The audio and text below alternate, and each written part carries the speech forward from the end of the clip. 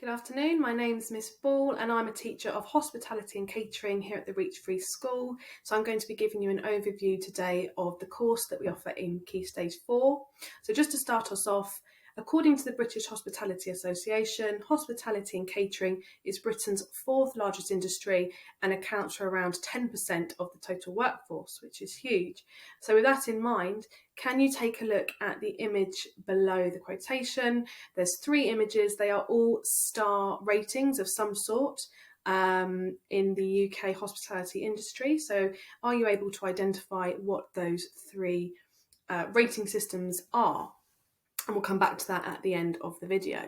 So the way the course is split up, there are 2 units to the course. The first unit, the hospitality and catering industry, is the exam unit, and it is worth 40% of the overall grade. They take this exam in year 10, so they learn the content in year 9 and year 10 to sit the exam at the end. And something a bit different about this exam is that they can take it online. They sit an online paper, which works well for certain pupils, and that is a 90-mark paper. Then you've got the Unit 2, Unit 2, Hospitality and Catering in Action, which is the coursework side of the course. And this is the larger unit, which is worth 60% of the overall grade. And the idea is that they use the skills, the practical skills they've learned in years 9 and 10 to be able to create a piece of coursework which culminates in a 3-hour cook at the end, where they need to produce 2 dishes with accompaniments based on a brief that is given to them. And the idea is you do this in year 11 so that the practical skills really build up and they feel confident and competent in that piece of coursework. So we have 3 lessons per week in Key Stage 4.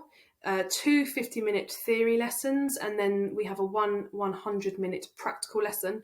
We cook usually every week. It's rare if we don't cook every week, especially in year 9 and 10 when we're trying to get those practical skills up. And we start off in year 9 on the food safety aspect of unit 1. By the end of year 9, they sit a level 1 food safety exam where they receive a certificate, which takes them through the course and beyond, as it's valid for 3 years. So they get that by the end of year 9.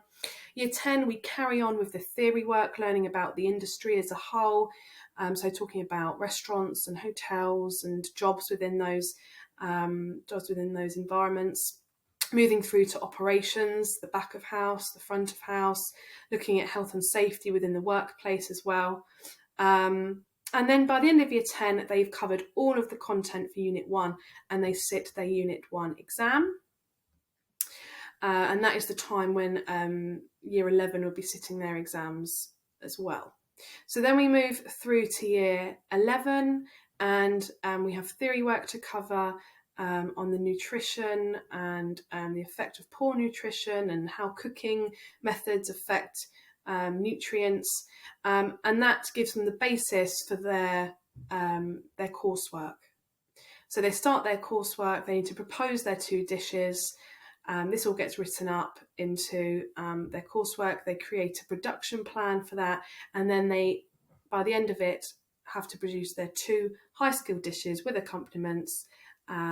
This they'll spend 3 hours doing that. And then at the end of year 11, once the coursework element's done, if they need to resit unit 1, then they can do, and that will be alongside their other GCSE exams. So what we expect our pupils to do throughout the course is go from maybe these more basic or ready-made components within their dishes to feeling confident and being able to attempt some really complex dishes, as you can see there.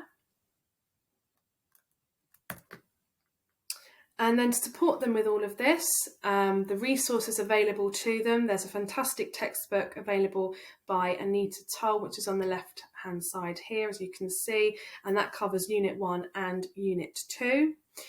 Google Classroom is a very, very valuable resource. All of the lessons will be put on Google Classroom. So if pupils do miss a lesson for whatever reason, they can always go back and look at the lesson that's been taught. There is relevant material on Seneca, although hospitality and catering doesn't have its own section on Seneca yet. There are some very strong links between food and nutrition and hospitality and catering, especially within the nutrition side of it, so that can still be used. Personalised learning checklists as well, they're key for pupils to check their understanding and check what they know and what they might not feel so confident on, so they can go back over. And their exercise books as well, they play a really important part in any revision. They're sort of the key when it comes to revision, their classwork. So these are all the resources that your child will have. And then how can you help your child? So I'd recommend keeping a close eye on Google Classroom. Most of all in terms of the practical element. Obviously, being a practical subject, your child is expected to bring in ingredients each week and containers. So helping your child be organised with ingredients, it needs to come from them ultimately, and they need to be able to be organised. But being able to help them with that would be really useful as well. And also encouraging home cooking and also watching cookery shows to inspire a love for cooking in the industry. So by cooking at home and by encouraging cooking at home, the pupils will just be developing those skills and really sort of getting them ingrained so that they feel more confident when they are in the kitchen.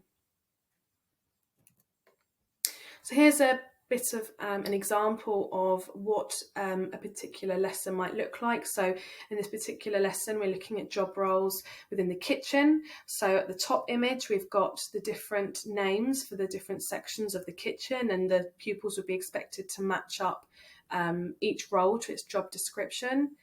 And then a secondary task to that would be to look more in depth at the roles and responsibilities of a particular role within the kitchen. So here, a local hotel is seeking an additional pastry chef to work in the kitchen during peak times. Write a letter of application outlining the reasons why they should hire you. So pupils need to know what it is they do and also what kind of personal qualities they would need to be successful in that role. Okay, so looking back at these star ratings, so number 1 is a Michelin star, number 2 is the AA Rosette, and number 3 is TripAdvisor, which lots of people get their recommendations from. So each of them have their own merits within the rating systems in the UK. And if you have any questions at all, feel free to email myself or to email Miss Bradley. Both of our emails are on this screen. Miss Bradley is the head of food and nutrition. So yes, please do feel free to get in contact if there's anything that I didn't answer within this video.